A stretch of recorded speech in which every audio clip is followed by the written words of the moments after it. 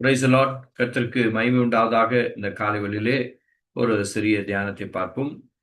வேத வார்த்தையின்படி சங்கீத வார்த்தைகளிலே 37வது சங்கீதம் 23, 24, 23, 24 2 வசனங்களிலே வேதம் என்ன சொல்லுகிறது, தாவீது என்ன சொல்லுகிறான் என்று பார்ப்போம். நல்ல மனுஷனுடைய நடைகள் கர்த்தரால் உறுதிப்படும், அவனுடைய வழியின் மேல் கர்த்தர் பிரியமாய் இருக்கிறார். அவன் விழுந்தாலும் தள்ளுண்டு போவதில்லை, கர்த்தர் தமது கையினால் அவனை தாங்குகிறார். கர்த்தர் தம்முடைய கையினாலே அவனை தாங்குகிறார் என்று வேதம் சொல்லுகிறது. அப்போ நல்ல மனுஷன் யார் என்று சொல்லும் பொழுது, நீதிமானாகவும் கர்த்தருக்கு பயந்து நடக்கிறவர்களையும் குறித்துத்தான் வேதம் சொல்லுகிறது. நல்ல மனுஷன் என்று வேதம் சொல்லுகிறது. அப்ப நல்ல மனுஷனுடைய வாழ்க்கையில காணப்படுகிற ஒரு சில குணாதிசயங்களை குறித்து வேதம் சொல்லுகிற பொழுது, வேதம் லூக்கா எழுதின சுவிசேஷத்திலே 6வது அதிகாரத்திலே 45வது வசனம் இவ்விதமாய் சொல்லுகிறது. நல்ல மனுஷன் தன் இருதயமாகிய நல்ல பொக்கிஷத்திலிருந்து நல்லதை எடுத்து காட்டுகிறான், ஆகினாலே அவனுடைய இருதயத்தின் நிறைவு வாய் பேசும். அதனுடைய கடைசி பகுதி பார்ப்பீங்க. அப்ப நல்ல மனுஷனுடைய இருதயம் எப்படிப்பட்டதா இருக்கிறதாம்? தன்னுடைய இருதயத்திலே ஒரு பரிசுத்தமான ஒரு வாழ்க்கை சிந்தை காணப்படுகிறது என்பதைத்தான், அதுதான் நீதிமானும் கர்த்தருக்கு பயந்து நடக்கிறவனை குறிக்கிறது என்று வேதம் சொல்லுகிறது. இந்த வேதத்திலே பார்த்தீர்கள் என்றால், நம்முடைய முன்னோர்கள், பழைய ஏற்பாட்டிலே முன்னோர்கள் அநேகர் நல்ல மனுஷனாக வாழ்ந்தார்கள் என்று வேதம் குறிப்பிடுகிறது. ஒன்று, சிமியோனை போல பரிசுத்த ஆவியினாலே நிரப்பப்பட்டு கர்த்தரால் நடத்தப்படுகிற மனுஷன் நல்ல மனுஷன். அப்போ கர்த்தரால் நடத்தப்படுகிறவர்கள், பரிசுத்த ஆவியானவர்களால் நிரப்பப்பட்டவன் சிமியோன். தெரியும். எலிசாவை குறித்து சொல்லும் பொழுது, எலிசா பரிசுத்த நடக்கைகளை கண்டு கனம் பொருந்திய சுனேம் ஊராகிய ஸ்ரீ பரிசுத்தவான் என்று அழைத்தாளாம். அப்போ இந்த நல்ல மனுஷனுடைய இருதயம் பரிசுத்தமாய் இருக்கணும். அப்ப பரிசுத்தம் என்று இருக்குமானால் நாம் பரிசுத்தமான வார்த்தைகள், பரிசுத்தமான சிந்தைகள் உடையவர்களாய் இருப்போம் என்று வேதம் குறிப்பிடுகிறது.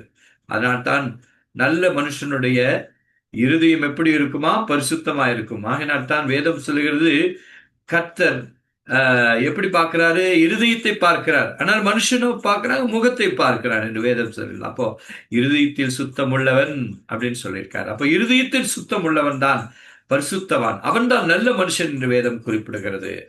பாருங்க, அதே கொர்நேலி பாருங்க, அவன் தேவ பக்தி உடையவனாகவும் தேவனுக்கு பயந்து நடக்கிறவனாகவும் மற்றொன்று மிகுந்த தர்மங்களை செய்கிற மனுஷனாயிருந்தான். இந்த 3 நற்பண்புகள், நல்ல குணங்கள், நல்ல குணாதிசயங்கள் அவனுடைய வாழ்க்கையில, அவனுடைய ஜீவியத்தில காணப்பட்டது. கொர்நேலி ஜெபம் கேட்கப்பட்டது என்று சொல்லி கர்த்தர் சொல்லுகிறார்.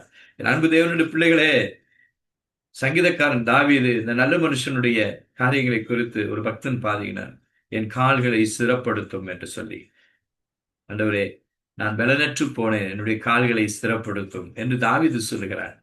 என் அன்பு தேவனுடைய பிள்ளைகளே, கர்த்தருக்கு பிரியமாய் நடக்கிறவர்கள், கர்த்தருடைய வழியின்படி நடக்கிறவர்கள், கர்த்தருக்கு பரிசுத்தவான்களாய் நடக்கிறவர்கள், பரிசுத்த இருதயத்தோடு வாழ்கிறவர்கள், பொல்லாத சிந்தைகளை விட்டு அகன்று பரிசுத்தமானதை எண்ணி, பரிசுத்தமானதை நினைத்து, பரிசுத்தமானதை பேசும்படி கர்த்தர் நம்மை வழிவகுக்கிறார்.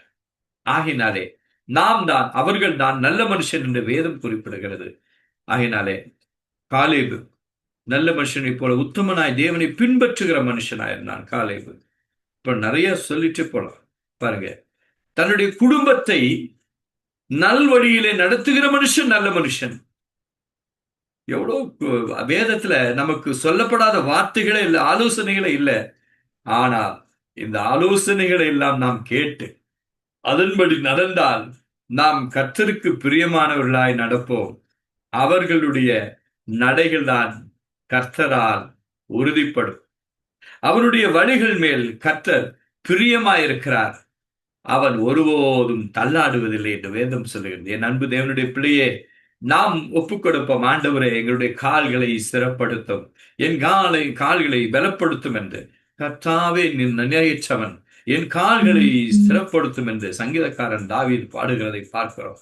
என் அன்பு தேவனுடைய பிள்ளைகளே, நம்முடைய கால்களுடைய நடைகள் ஸ்திரப்பட வேண்டும் என்றால், நல்ல மனுஷனுடைய நடைகள் கர்த்தரால் உறுதிப்படும். அப்படி என்றால் அவனுடைய வழியின் மேல் கர்த்தர் பிரியமாயிருக்கிறார். அவர் உங்களை நடத்தி செல்வார். அவர் உங்களை கரம் பிடித்து நடத்தி செல்வார். அவர் தள்ளாட விட மாட்டார். அவருடைய கரம் உங்களை தாங்கி பிடிக்கும். நாம் நம்முடைய இருதயத்தை பரிசுத்தத்தோடு அவருடைய சமூகத்தில் ஒப்புக் கொடுப்போம். கர்த்தர் உங்களை வழிநடத்துவார். கர்த்தர் உங்களை பாதுகாப்பார். நல்ல மனுஷனாய் நாம் பரிசுத்தமாய் வாழ நம்மை நாமே ஒப்புக் கொடுப்போமா? Praise God.